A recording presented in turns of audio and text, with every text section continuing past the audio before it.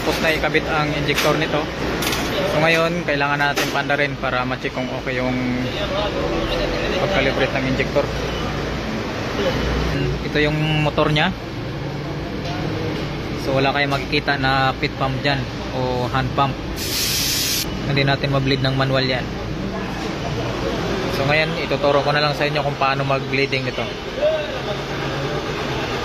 Okay.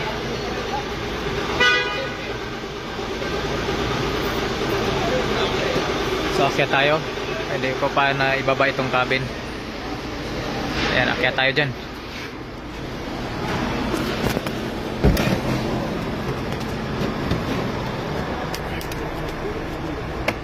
Okay, nandito na tayo sa taas.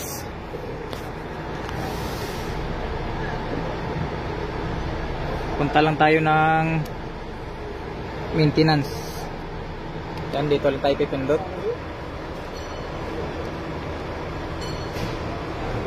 Meron akong tutorial yan mga katrobol kung paano ito gamitin. So panoorin nyo yun.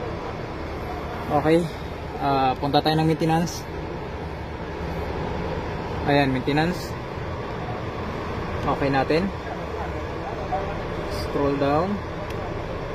Hanapin natin yung fuel priming. Ayan. So okay lang natin yan, fuel priming. Do you want to start fuel priming? Okay lang natin yung yes. So ayan, nag-start na siya mga katrobol. Fuel priming in progress. So ayan, fuel priming completed. So okay na yun mga katrobol.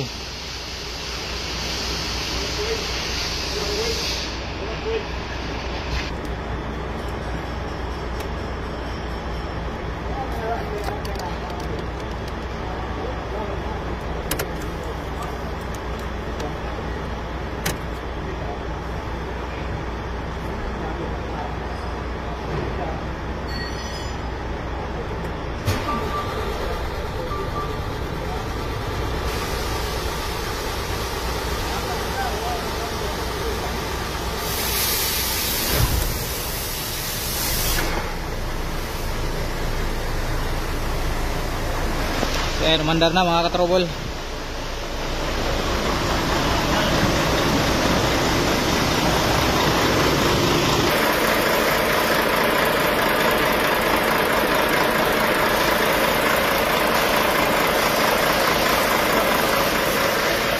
Cylinder balancing na lang natin yan.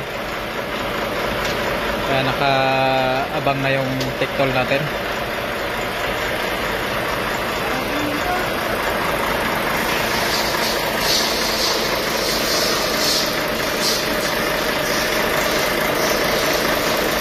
Kung gusto nyo mapanood kung paano mag cylinder balancing test, meron akong upload nyan.